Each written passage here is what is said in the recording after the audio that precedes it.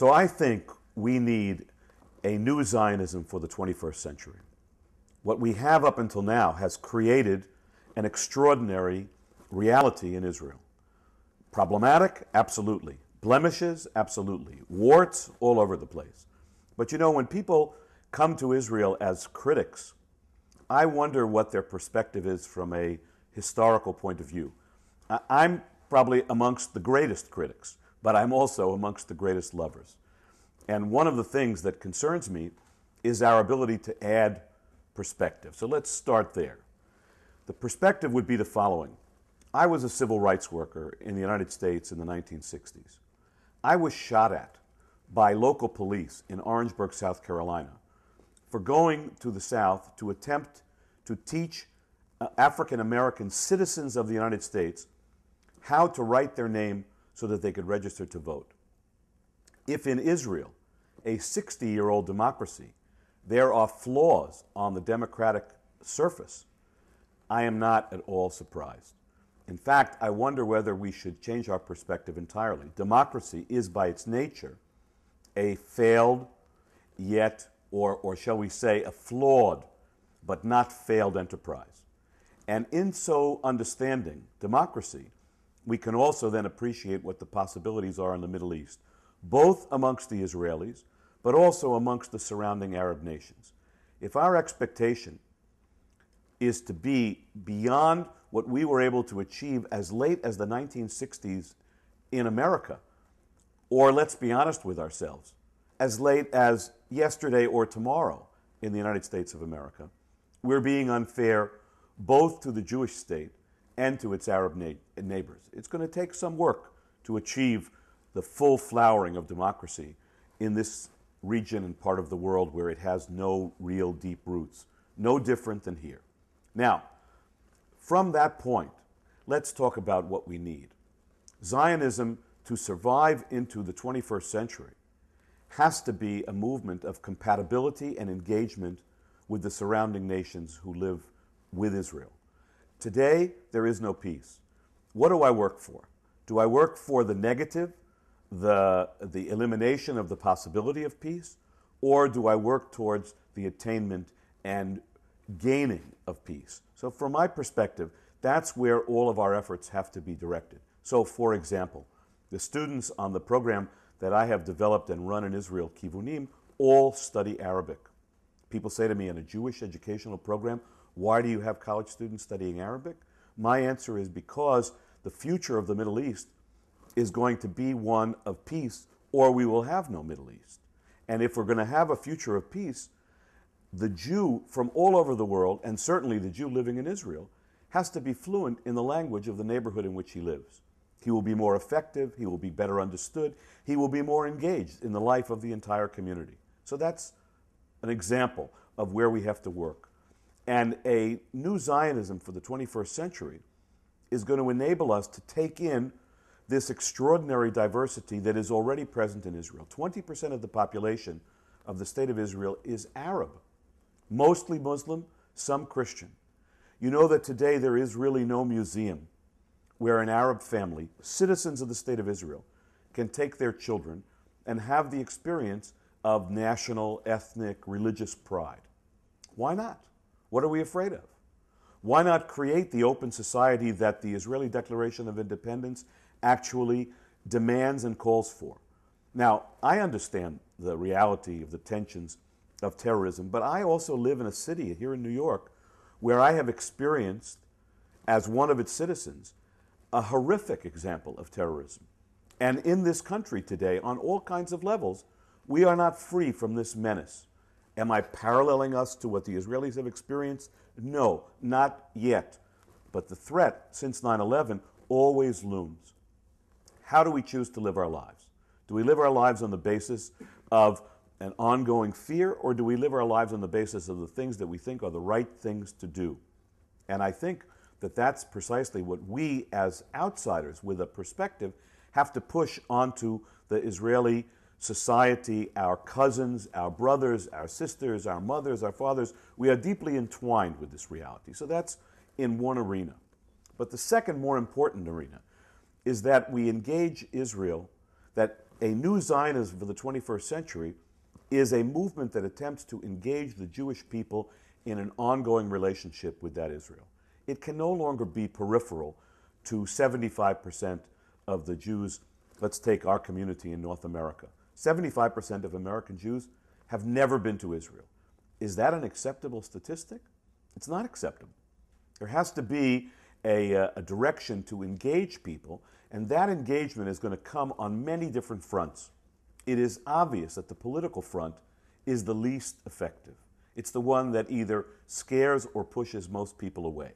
So the things that have to be developed are the things that we're seeing, for example, in this magnificent 21st century, Israel 21st century website, where you have an ongoing, every week or every few weeks, story about achievements in the Israeli economy, technology, broader society that affect not only Israel but the whole world.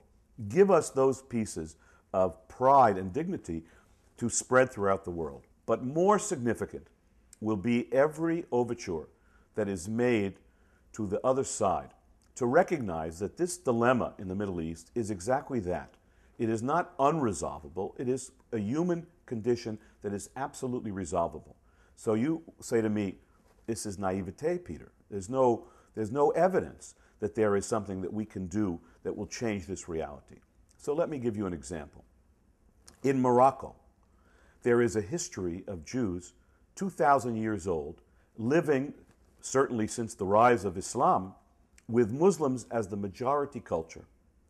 Even to this day, on one of the major dailies in Morocco, Le Matin, the French daily, there is on its masthead a place for the date, like we have on the New York Times.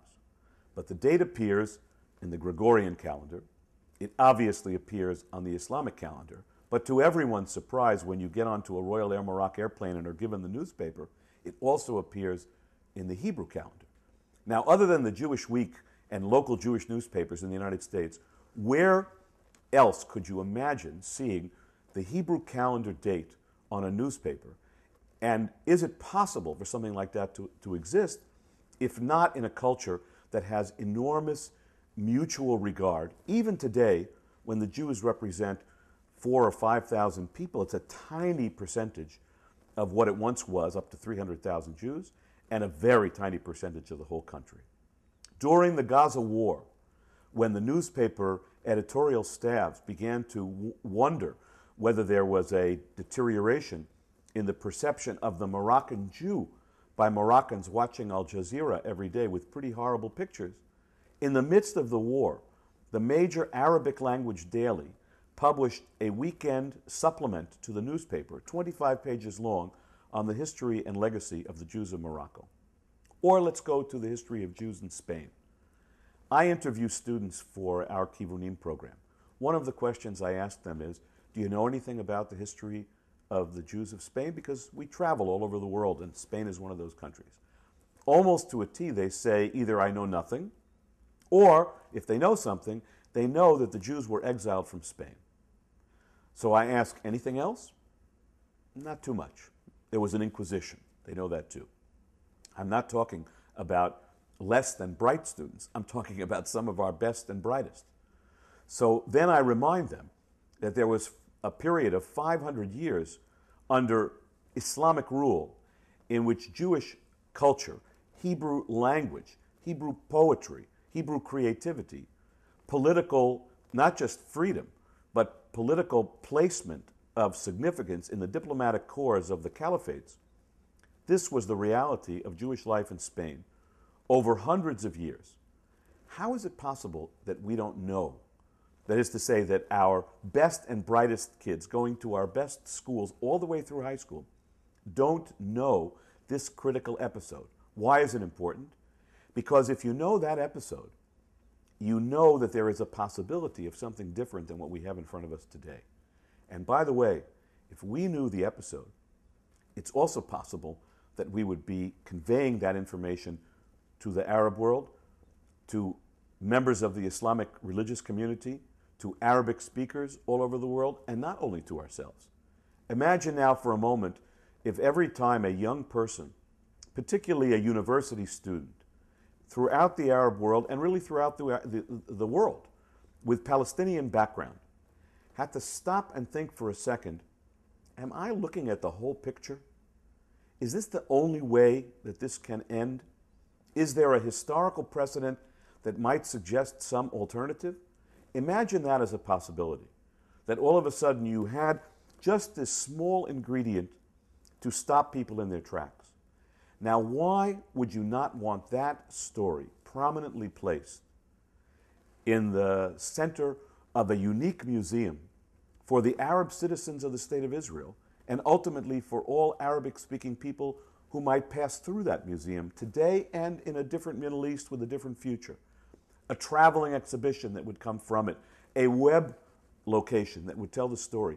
Why wouldn't you want to challenge the reality of today's conflict also on the basis of an extraordinary episode of historic interrelationship between Jews and Muslims in medieval Spain? Was it perfect? Is it a perfect story? No, of course not. But the fact that you had major military figures, political figures, and of course the creation of medieval Hebrew literature, poetry that we use today in our prayer books for the high holidays, part of our piyutim on the one hand, and by the same author in a Hebrew language, a contemporary Hebrew language, a secular love poetry that is really quite beyond belief. So when I use this term, a new Zionism for the 21st century, I'm looking to depart from the model that we presently have, not in a negative sense, but in the positive sense of let's begin to look for that which will fuel the national identity of the Jewish people going forward into this next century and ultimately beyond. That we presently do not have. And I think, by the way, that when you look at the original thinkers of the Zionist movement, what you find in their writing was a futurism that we do not possess today. They were not bogged down by the limitations of what they saw in front of them. The classic dictum of Theodor Herzl, Im tirtzu, ein zu agadah, which he did not say in Hebrew. He said in German. But in any case, for Theodor Herzl, if you will it, it is not a dream. We need to reinfuse contemporary Zionism with idealistic thinking that will take us beyond our current reality. Now, some will say we have idealistic thinking in the form of a desire to rebuild the temple or to possess all the historic lands on which Jews have lived. And look, they're entitled to this view.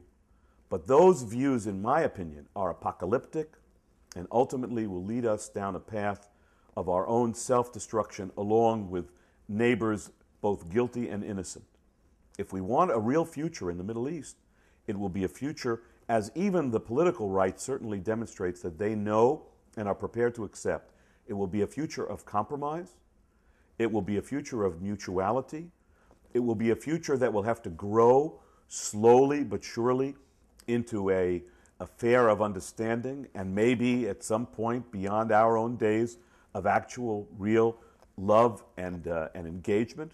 But even if it never reaches that, a future that is simply peaceful and that allows these two communities, Jews and Arabs, to be able to coexist with each other, just to let each other be within a realm of compromise, that is a critical opportunity, but it is idealistic in today's terms. And people today dismiss that idealism as being naive and foolish, even dangerous, it is said.